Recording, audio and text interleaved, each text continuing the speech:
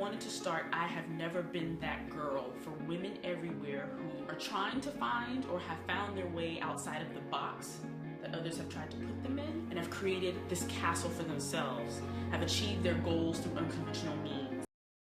This and that makes us one. We can laugh and cry and have some fun. It's where ideas are combined to inform, empower, and blow your mind. This and that has begun. So hi everyone, my name is Tap, and I'm one of the hosts for This and That. I'm Sugar Lacey. Hi, I'm SP Esquire, and this is This and That. This and That is a talk show that particularly focuses on what our young adolescents are dealing with, issues in our communities, news on our timelines, and just what's going on in our lives, our successes and our failures. Whatever it is, we're talking about it. And we especially want to connect with you and let you know how these things are affecting us and you, and just hear from you. So, as they said, we're here for the show and we are just so excited. I'm so glad to see all of you on this Saturday morning. So definitely give yourselves a round for coming out. So I definitely want you to pay attention, just like we appreciate you coming here. We want you to appreciate our time too. We're going to also give someone from the audience, one of you, an opportunity to come and join us as a guest. I know you guys are wondering who's this beautiful sister right here, and you will learn who she is. So today's topic is called Taking Care of You. You guys had quite a few workshops in which you talk about wellness and balance and life. So Nyla is joining us today, and I'll let her tell you a little bit about herself. So hi guys, my name is Nyla Smith. I am the CEO and founder of the Hustle Hard Campaign, which is a nonprofit that's dedicated to bringing awareness towards disability students and what life is like with mental illness. Oh, that's awesome. I didn't even know all this much about her. I just had the opportunity to meet her just now. So again, our topic today is called Taking Care of You. We're going to cover a few areas that include your mental health, your physical health, your spiritual health, a few other things, how you perceive yourself, what impressions you give to others about you. This will also include a little bit of all of us, but before we go into it, just a little background on who we are and how this came up. So we can start with Tap. Sure. So I don't know if many of you know, but I was a student here at South Shore High School. This is where we are taping today. And so for me, coming back, speaking to young people, this is definitely along the lines of what I love to do. I want to be able to share my story as well as help you all learn something. So even the topic for this show today, taking care of you. For me, this is more than just like, okay, well, just talking to y'all, whatever. As I told you before, it's about engagement. So we want you to kind of take from us, but give to us as well. There's a lot that we don't know, but we're going to share with you because we're not perfect. None of us up here are perfect. But we are going to share with you a little bit of what we wish somebody would have told us a while back. So there's a difference between being 16 and being 33. And like I said, when I was 16, I wish somebody would have said this, and this. Versus now, I'm learning a lot of those things now, 30 and after. Hi, my name is Sugar Lacey. I wasn't prepared to do a background about myself. I am very sorry. I don't come with a scripted bio. What I like about working with This and That and my time with Redemption and with this lovely lady over here named Tap, is that she's always... No. It's also SP. What I love is that we're always here to give back to the youth, and not just to give back in a way where other nonprofits give back. We give back in a more emotional way, a way to help you grow as far as you can. We facilitate. That is what we do here, and I know a lot of nonprofit organizations, they plan like events and things like that, but we're more interested in watching you guys grow and evolve as people to become better citizens, a better you for your parents, for yourself, and when you become adults. And that's what I am here for today. I enjoy being around young people, and I think I'm an awesome mentor. Okay, so I'm SP Esquire. I am also from Brooklyn. I didn't go to South Shore. I went to John Dewey. I grew up in Crown Heights. I've been, when you live in different communities and engage with people, you see a little bit of everything. And earlier, Jason was talking about what seems enticing in terms of who seems cool on your block and things like that. And you know, when you're young, you're very impressionable. And I'll say now, sometimes I see people, so I'm a lawyer, but I'm a baby lawyer. I've only been a lawyer for a little over 2 years. And sometimes people are like, word, you like kind of, oh, Cheryl, you did it. I've always wanted to do something, but I will say there were a lot of things that got in the way, you know. And at that time, when I was like 15 and 16, what seemed cool was not necessarily concentrating and focusing on school. I always held on to it. My parents always encouraged me, but you know, my family's Haitian, so it was like a conflict because you know you want to be this American kid and go to the movies and do all these things, and my parents thought all that stuff was crazy. So I still went around it and did other things. However, there are many situations and instances that I think that I didn't have to go through if I was just thinking that life was gonna pass me by. So I think that's what's really important when these young women talk about how we care about you. It's not just a thing of just telling you, hey, live this way and do that. It's not that easy. No. Like, let's just be honest about it, you know? We do things and get into certain situations because certain things appeal to us at that time, whether it seems cool and then you have culture, you have all this stuff. So anyway, as we get into things today, I just want you to always concentrate on not where we are right now, but the journeys that we navigate, things that we've learned about. You know, a lot of people think, oh, you're a lawyer, you've like lived this perfect life and things like that, but it takes hard work. So whatever it is that you want to do, improving yourself, improving your family, is just going to take work. So we're going to delve a little bit more into that. And we're actually going to start with, again, our sister Nyla as we talk about mental health and the importance of just even talking about it, because our cultures tend to not, we don't really talk about these things, you know, we act like they are things we see in movies and they just happen. So I'll give her a better opportunity to talk to you. Well, thank you for handing it off to me. As I spoke to you guys about earlier, this is my platform I speak on, is mental illness. But y'all heard that for hours, and so what I'm going to recycle to you all is whether or not you do have illness, what's most important is that you do what you're often told not to do, which is to take the time, which whenever necessary, to take care of yourself. You are most important, because if you don't take care of you, how can you take care of anybody else? How can you be a self-serving member of society when you don't take the necessary steps to make sure that you're good? That's so crucial. And I feel like we always tell you to be a good student, to be a good person, you gotta go to school. You gotta be this, you gotta be nice, you gotta pick up after yourself, you can't, pollute, you gotta recycle. But they never tell you, like, when you feel like the world is on your shoulders and you're ready to give up, it's too much going on, I actually preach to not continue to push yourself and go against the grain. I stop. I will take my hands off the wheel, put on the side of the road. I'm about to take a break. I'm going to get myself together, and when I'm done, I will continue. Then I'll go back and we can hustle and go to school and do all that stuff. Seriously, because it's too often that people they don't encourage taking a you day. And maybe if you need more than a day, take more than a day. Whatever you need, do what you need to do, because I've noticed that people are so focused on the short-term goals that you lose sight of the long-term goals. And if you're going to win the race, the big race, you have to know what are the small steps to make sure that you're feeding your own joy. So things that I would say is, I have severe depression and panic disorder, right? So with having that, like, I freak out. Okay. I freak out, okay? I will lose it. I will lose it in 0.08 seconds, and I don't care.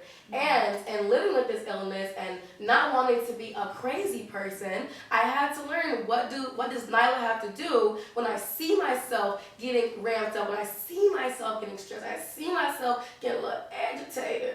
What do I need to do to then not allow myself to take it there? So things that I've learned for myself that work are tangible, real life things that I can see that validate what I'm feeling. So what I do, which is mad cheesy, but I'm telling you, on my life it works, I do like a feelings chart. Like, y'all already laughing.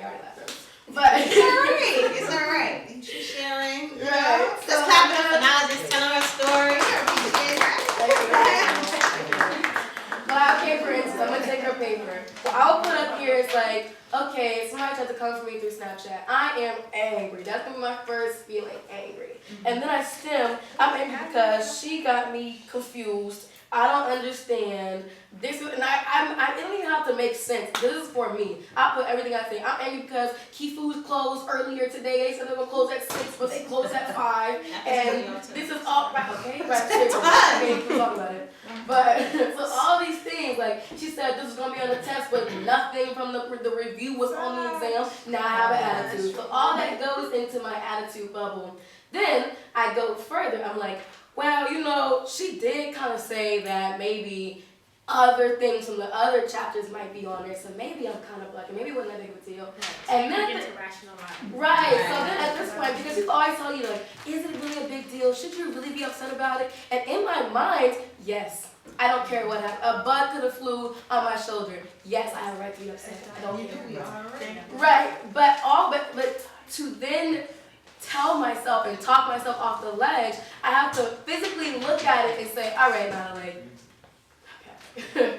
What you thought was a big deal, as you're looking at it, is it seriously that deep? And then if I'm still thinking, yes, it is, I write a character statement at the bottom. So I write character, and then I say what I think I am. So I would say, I think I'm a pretty poppin' person because I really care about other people. I'm selfless. I'm this and that, and this is what I want my legacy. When I'm buried and dug deep, I want them to say this about me. So I am to react and be depressed and be angry or be frustrated about the things I have just circled on the bottom. Does that feed that legacy? Does that feed that character I just wrote out and highlighted and wrote out probably twice because I had attitude? So that's something that I do. I'm going to get your paper back. Thank you.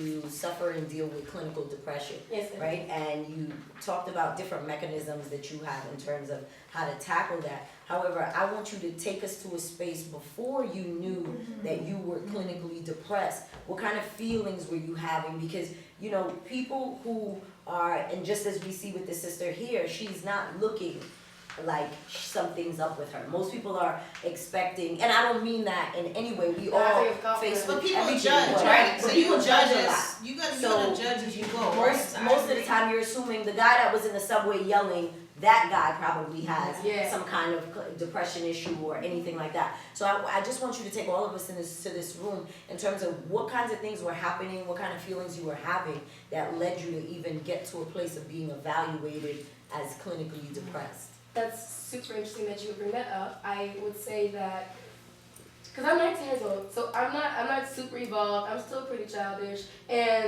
but I first got diagnosed with depression and panic disorder at 14. And it was around this age in which I had just reached high school. As a freshman, I was super stupid, and I didn't understand, but I thought I was so much more smart than I was. And wait, can you say that again? How old were you when you thought that? You were 14 to currently. And you think I want to hear. I thought I was so smart. You could not have told me. I was like, I figured life out. Like, y'all are stupid. I got it. Like, it's obvious. And I knew nothing. And looking back, I was so terrible. How many of us here are between 14 and 17? Put your hands up. How many of us kind of think, oh, not me. You saw this? Put our hand up. I mean, I'm all right. I ain't that far.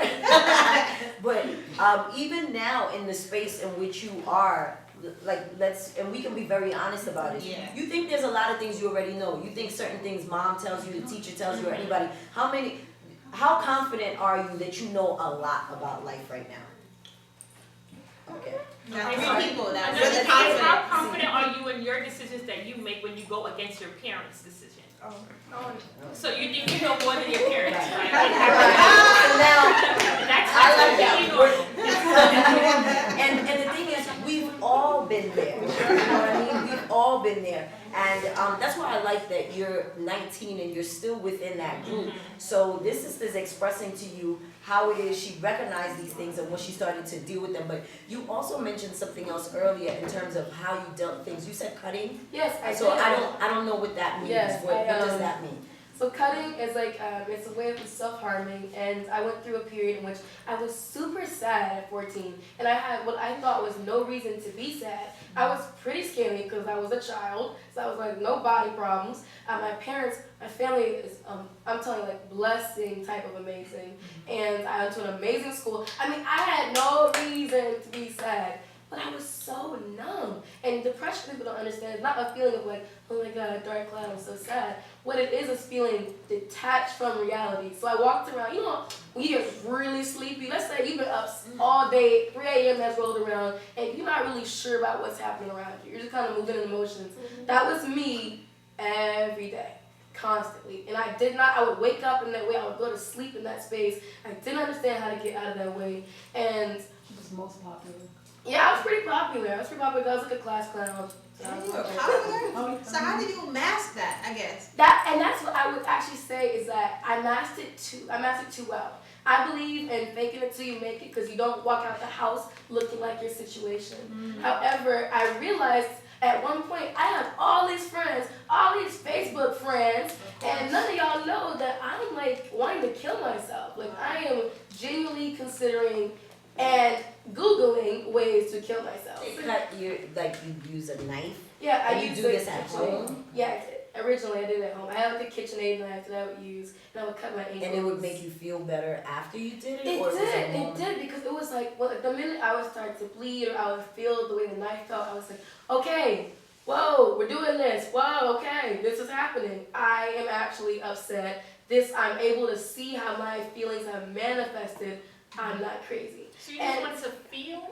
Is that? I wanted somebody to just say, oh, yeah, like, you seem sad. This seems like a real thing going on with you. Can I just? There's a I'm student sorry. that has a question, but go ahead first. Go ahead, Sugar. I just kind of want to not stop you, but just interject right there, because when I was younger, I always felt like nobody understood me. And that made me angry, to where I have a lot of cousins. We all grew up together all the time. We were always around each other all the time. Family vacations all the time. Like our family vacations were like not once a year. Like Oh no, it's like every day. Yeah, you like. it was. We leave the country together. We leave the state together. We hang out every Sunday. It's people sleeping over everybody's house all the time. I went to school from everybody's house. Right. Came home, went to sleep, went to another. It was just, and we moved in packs.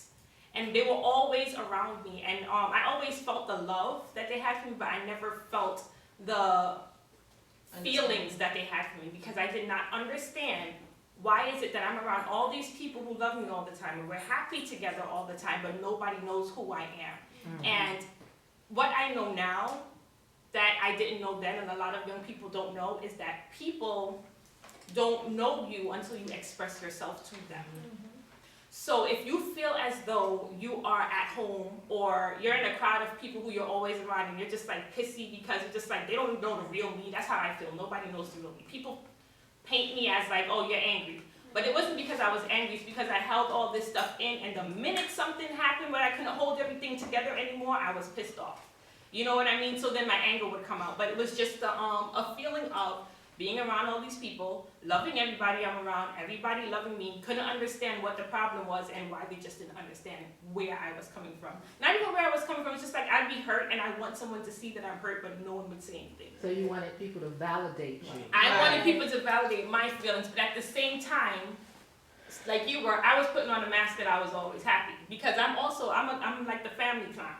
Right. You know what I mean? So it's like there's nothing wrong with you. You're happy all the time. You're always ready to be here. You always want to hang out. Call me for anything. If I'm free, I'm free. You know, whatever the case may be. So it was like, I just want to let you guys know that the mask that you put on, that's what people see. They don't see the hurt behind it. So if anytime you are feeling lonely, you're feeling down, and you feel like I'm talking to my mom or whatever, and she doesn't understand anything that I say, try to calm yourself down and think about what it is that you are showing. If you're not showing pain, no one is going to see your pain. And I just want to put that in there, because I was going through that when I Can was we take questions from the Yeah, that's why I questions. wanted to kind of like Before I leave, can I share something really quick? Sure. Okay. This is Ray DeJean, the comedian. That's Well- Yes, A comedian is just a very small part of Yes, So I don't want to be known as a comedian. I'm sorry. But I do want to share this really quick. What you expressed to me is a situation of being famous. And let me explain what I mean by that. Because I know a lot of celebrities, from Beyonce to Tupac to Biggie. I've interviewed all of them. Now, fame because you're the popular one. When you become famous in school, and there's a lot of kids in here that are famous, it's a job. You gotta keep up with your fame. The problem with fame or being so popular is that you don't have no friends because you're always the leader. You're a leader, and then so now you have no one because nobody feels like they're on your level. They can't relate to what you have.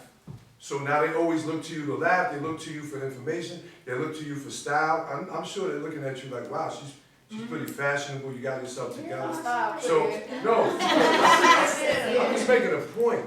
And so what happens, because I was famous, I was the class clown, my grades were great, everybody looked to me. So then we look for something else if we can't balance it to offset it. My thing was drugs, your thing was cutting yourself. Whatever it is, a lot of comedians, actors, celebrities are the most loneliest people in the world. Politicians, everybody, because they have nobody to go to. It's just them. Everybody's looking to take from them and they're looking up to them. They don't want to say anything wrong because if you do, now you ain't part of the team no more. I can't have you around because you challenged me. So where is the people that challenge you? There is nobody. So now you begin to medicate or you begin to act out or whatever it is that you do and have no control over it, now it becomes a problem. Is there anyone with a question or a comment, a solution to something? Yes. Say your name on camera. I'm sorry? Serena. I have a question for you. And how was it, the transitioning from stopping? How did you find positive outlets besides cutting yourself? Definitely did not transition by choice. I went to the counselor's office because it was my first time actually talking about it. And I went because I was trying to not take a quiz I did not study for. And I knew my friend had told me, just say you sad, go to the counselor. I was like, bet. So I was sad, went to the counselor's office. Then I got in there and started talking to her, and I'm telling you, this was God that brought this out of my spirit. I went in there to talk to her about my lunch. Ended up telling her I tried to kill myself and I've been cutting myself to the point where it was like it manifested from being something that I did every now and then when I was upset to every day it was like I had to do it. At some point I was like, I'm getting antsy, I haven't done it. This is jeez, I gotta do it right now. And it was never throw myself in a pit of fire, but I would keep a lighter on me. Maybe I would run my finger over it or something. Or I said I had a razor and I would just stab myself. It wasn't a casual stabbing. It wasn't I'm about to kill myself. But I realized that was the way I thought about it. I thought about it as casual as smoking a cigarette. I was I'm about to stab myself. What are you looking at? Jesus. And after I spoke to her, she called my parents, and then they came and picked me up from school. I'm thinking I'm going home, bye, y'all, it worked. I'm going home early. Took me to the emergency room. I was tight the whole time, and they told the doctor that I had been suicidal, and upon that situation and seeing how seriously they took it, and what my doctor was saying to me, trying to admit me to a they did. They put me on suicide watch because I refused to go to a mental institution. That was not about to happen. So they let me go home, but they had to take my door off. I had to have somebody with me. I couldn't sleep in my room for a while. I got to be in the living room where everybody could watch me. And I couldn't run all sharp, nothing. I didn't go to school for a while. And so that was how I transitioned. They just dumped me in a pool of cold water. But what I want to know from you is how many of you actually take time to take care of yourself? And what do you do to take care of yourself? Queen. What do you do to take care of yourself? What do I mean by, do you guys know what I mean by taking care of yourself? What we're really talking about here today? It's not just looking nice. nice. I'm not talking about taking a shower and, I'm putting on, being on fleek. I'm speaking about taking care of who you are. So some of the things that were set up here is that she had to figure out, right? Now you have to figure out how to mend the things that maybe not be perfect about you, but that you want to change. Because really and truly, we all control our destiny. Shirley didn't have to become a lawyer, right? Esquire, she didn't have to become a lawyer. She could have become anything she wanted to. It was something she had a thought about doing, but she decided she was going to act on it. But there was something she had to do for herself in order to prepare herself to get there. Regardless of what, like you said, each of our households are different. So yeah, you got mom. I only grew up with mom. I didn't have dad. My dad's a hoe, but guess what? He's my dad. So I take them dad. You understand? It's true. I'm one of 11 kids. Right? That's it. She's gonna come up. You never know what's gonna happen tomorrow. But the whole point is that you have to. There's so many different things that we're all going through. So when I say taking care of yourself, I wasn't happy that my dad wasn't in the home. But after thinking about it, because that's what made me angry. So that's why I'm asking you, how many of you are taking care of yourself? How many of you are dealing with the things that's upsetting you daily? That's good. That's what I want you to think about. How many of you are journaling? Who journals? That's important. Reflection at the end of the day. Begin to journal, right? Do something, deposit it somewhere, and then start off, like when Nyla started about her feelings chart, and on the bottom where she put her the character, the things that she sees in herself and what she wanted to see. Maybe those things are as strong as I am. Every day it's a new application, so I tell myself what day it's gonna be. And I know that might sound a little corny, but it's what do you real mean? out Give there. an example. By that I mean when I get up, I'll say today's gonna be a peaceful day, a productive day, because that's a daily affirmation. I work out. So I tell myself I'm gonna knock this out at work. It just never stops. So I told myself, you're gonna at least do this. And then you know what? I stopped being hard on myself. Because I'm very hard on myself. People will be so proud of me and I'm like, Shirley, you're terrible, So the thing is being proud of yourself, and I'm talking about for simple things. You got up on time, you made it to school on time, you went to first, second, third, fourth period. That is something to be proud about. Don't wait till you have this huge milestone, little daily things. And if you can look out to your sisters and your brothers and tell them you're proud, because we are all we have, and these are your peers in a few years, your colleagues that'll be working at these places, doing other things or whatever it is. They're a part of your community. I just have to stay calm about certain situations because me, if a teacher talks to me a certain way, I'll burst immediately. Then if I So talk your to somebody, anger.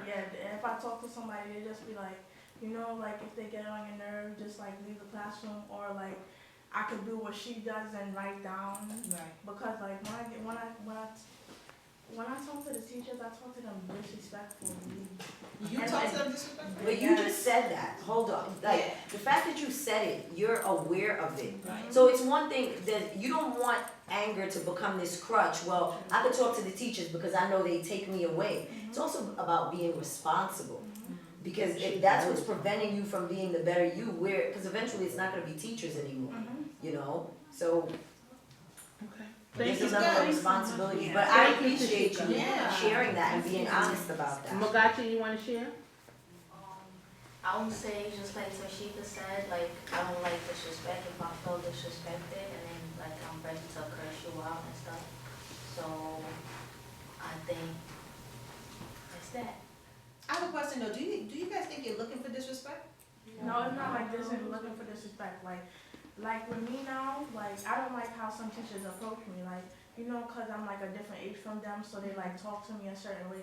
You have to talk to me I'm older, right? Cause I take in things differently because they're younger than me.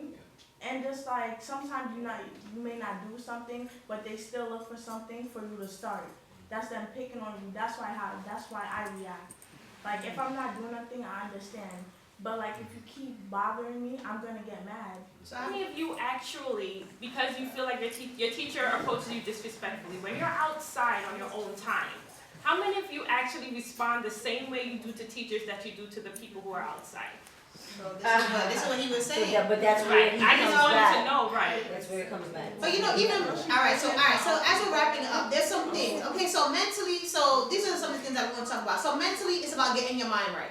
So you say that you want to be a better you. If you have made a conscious decision that you want to be a better person, now you have to, again, like Ms. Odom said, acknowledge your wrongs.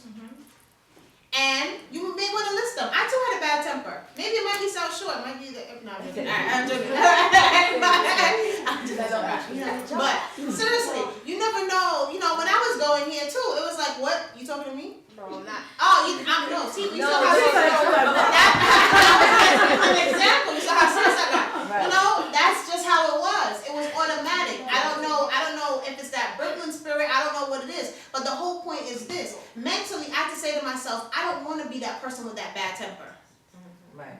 Because I knew I wanted better for myself. I knew I was going to be in a diverse environment soon. I was going off to college. There'll be white, black, Asian, Indian. I wanted to be this great person. And so having that vision, that long-term goal of saying, who do you want to be? What's the kind of person you're trying to develop yourself to be? You have to kind of put that out there and again keep reminding yourself of who you want to be. And with that being said, so mentally, you have to get yourself in the right mindset. So you can check yourself because sometimes we're not going to be there. You're going to have to check yourself.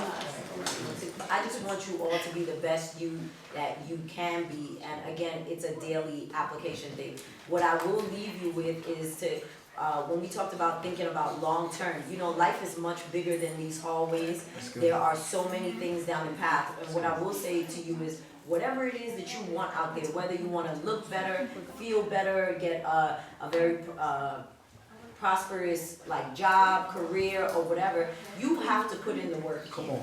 It doesn't matter how much you want something, how much you pray about it, how much you dream about it, you have to be willing to work. And my motto is, if you do what you have to do, you can do whatever you want to do. So just keep yourselves tight. Always think about it's much bigger than today, you know? And then when you guys turn 17, if you're not 18 yet, make sure you become registered voters too.